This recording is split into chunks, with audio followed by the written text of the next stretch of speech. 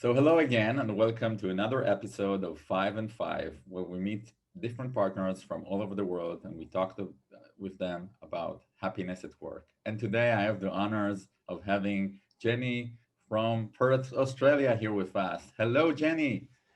Hi, Oren. It's great to see you again. It's been too long. It's been too long, yeah, and great having you here today with us. So please, Jenny, introduce you. I believe everybody knows you, but introduce yourself to those who don't. Okay, so I'm Jenny from Perth. I'm a doctor. I specialize in what's called lifestyle medicine, which is all about how we look after ourselves to stay fit and healthy and happy too. And I work as a workplace health consultant, enabling people to enjoy greater mental well-being, psychological safety, and of course, to be able to do great work and enjoy fantastic relationships with their colleagues. Wow, that's wonderful. And you're author as well. And I'm an author. I've just had a new book published, which I'm really happy about. It's called Thriving Mind. And I wrote it before the pandemic, but if I'd known it was coming, I would have included it more about it. But it was really to address all the problems that are going on in work. You know, people are working too many hours, they're exhausted, they're overwhelmed, they're often feeling disconnected from each other. And there's a lot of toxicity in many workplaces I've been into. So it was really to try and help people to understand what they can do for themselves to change things around, to make things better, so that they can do what they have to do at work, but also enjoy a great life. Oh, that's wonderful. Jenny, you Mm. have such a big experience. So please tell us what makes you happy at your job. I think it's really when I get a sense that the person who's asked me to work with them and their team is really committed to the process of changing things up. It's not just a tick in the box. It's they have the determination, they want to see it through. And that makes me feel really happy, as does being outside. I have to, on a daily basis, get out and about for at least half an hour, be out in the sunshine, preferably, but it doesn't matter if it's rainy or whatever. I just need to be outside. That's what makes me really feel really happy. And of course, spending time with my wonderful husband. Oh, that's wonderful. That's not at work though. Okay, yeah. And you wrote it in your book, but can you please explain why is it important to invest in well-being, in happiness at work generally, and maybe especially this during pandemic time we're in? I think what's been happening is during the course of the pandemic, a lot of people here in Australia, especially, have really taken on the need for greater health and well-being at work.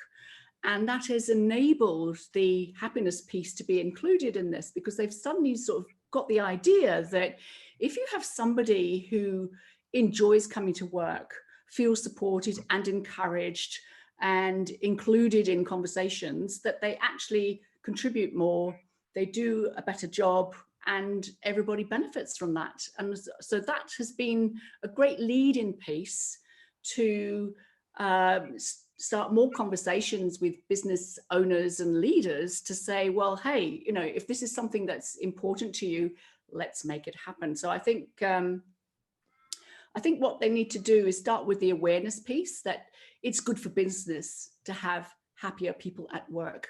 And we've got all the science, all the research that backs that up to support us now. So you can go in confidently saying, this is the business case for why happiness at work is so important, especially now when people are so stressed, so tired, so unsure about what's going to happen in their future. Yeah, I couldn't agree more. So where can we start if I am a manager, a business owner, and I want to raise the happiness at work level? What should I do? Well, that's an interesting question because I was recently asked to work with a company here in Perth where it was very old school, very traditional. There was a lot of, am I allowed to say this, old boys, pale, we call them pale, stale males, which is a bit rude, but they're very fixed in their outlook. But they were aware that they were struggling. And there was some research that just came out last week, which said that 84% of all Australian leaders are at a high risk of burnout. And they'd obviously recognized in themselves they needed to be doing something differently because they were about to self-implode, let alone their teams who weren't performing as well. So I was invited in, and I just basically started asking them the question, so what is it you want to achieve here? And by starting that and just showing them, I wasn't there to tell them what to do, but I was asking what would be most useful, they started coming up with their own ideas. And I thought, well, that's great, because they're the ones that are going to be putting it into place. So it was really about rethinking through job design, because so many people are working too many hours, and especially with the working from home situation, many people are either loving it or finding it a real challenge. So it's about making sure that everybody is taken care of to the best of the company's ability. And also just to make sure that the channels of communication are kept wide open so that everybody feels connected to, heard, and things like that. And to try and instill more fun, because the one thing that's been missing recently is, because this seriousness of the situation, everybody's been going around with a bit of a frown on their face.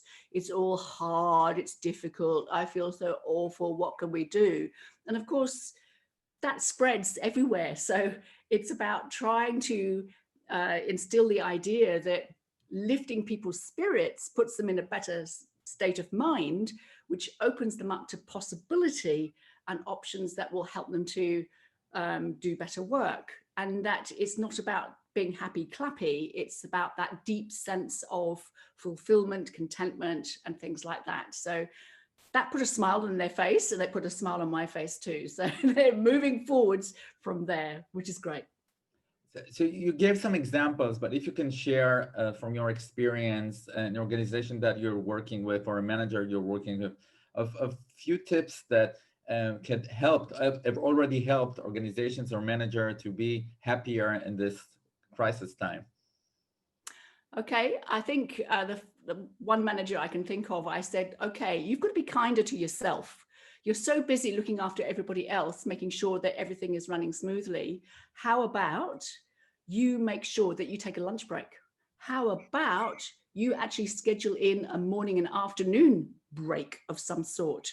And they looked at me as if I was sort of like from Mars or something. But I said, no, I'm serious, because you cannot give your best self if you're just chronically tired, so focused on everything else, you haven't got time to really sit back and reflect on what truly is important that you can prioritize. And he was like, okay.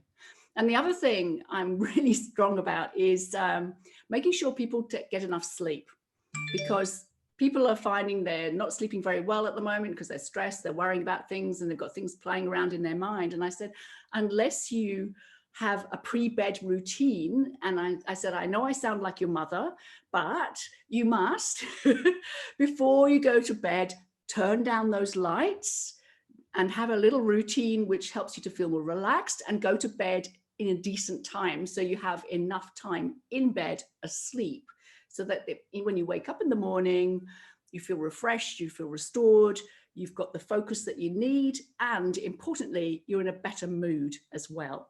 So those are probably the two main tips I start with, as well as encouraging them all to be more active, because so often, and especially when they've been working from home, they're just sitting all day long at their desk. And of course, the more we do that, and the more sluggish we get, we slow down because we run out of mental energy, and it's not good. So I say, I don't care what you do, but make sure you get up regularly every hour or two and get out, go for a walk, do something just to stretch your body, stretch your mind, and that's going to make you feel better and happier too.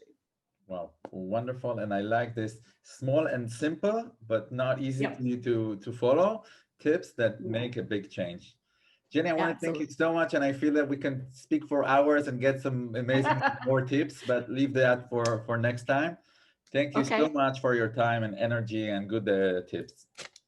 My pleasure. Thanks so much, Oren.